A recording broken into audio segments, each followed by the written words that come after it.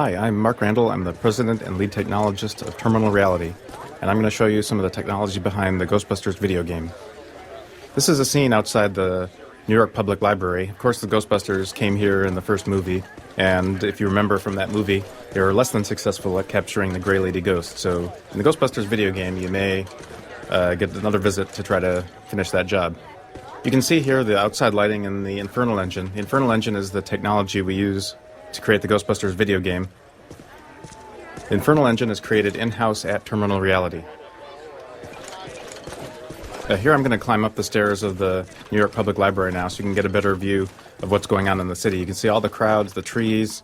Pretty much, as far as the eye can see, we can render. So there's no limitations now on the amount of visibility we can have in this game.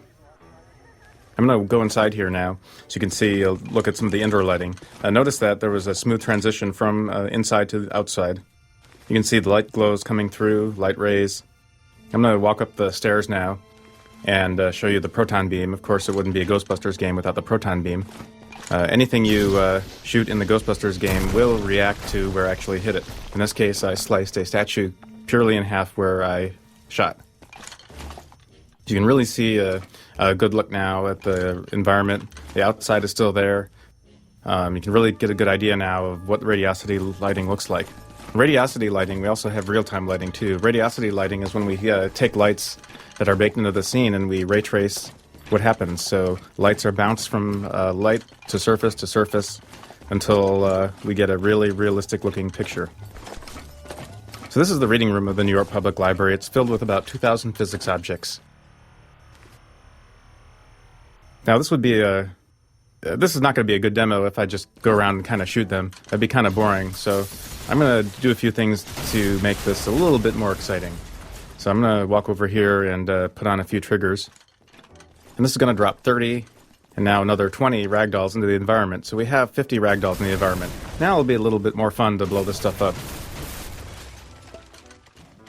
What this is showing off is it's showing off the real delicate interactions between ragdolls and surfaces in the Infernal Engine.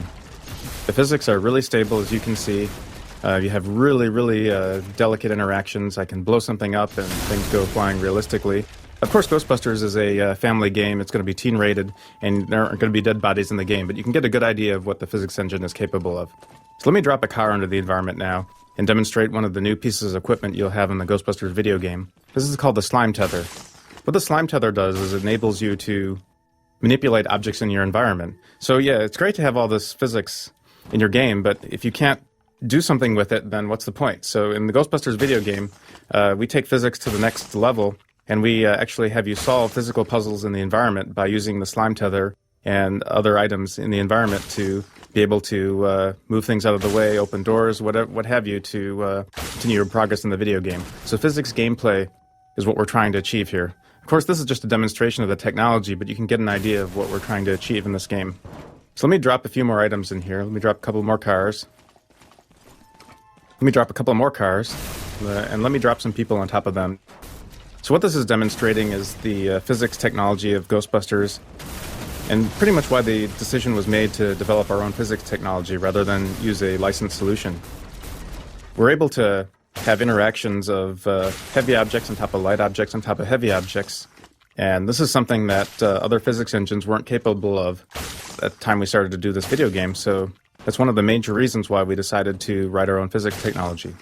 So I've tethered some cars together and blow everything up. So when we started this, we had 2,000 objects in the environment. Now we have 4,000 objects. So you can see everything's still here, nothing's disappeared, everything's destructible. I'm going to take out the Meson Collider. It's one of the most powerful pieces of equipment you'll use in the Ghostbusters video game. Now just go to town on some of these objects.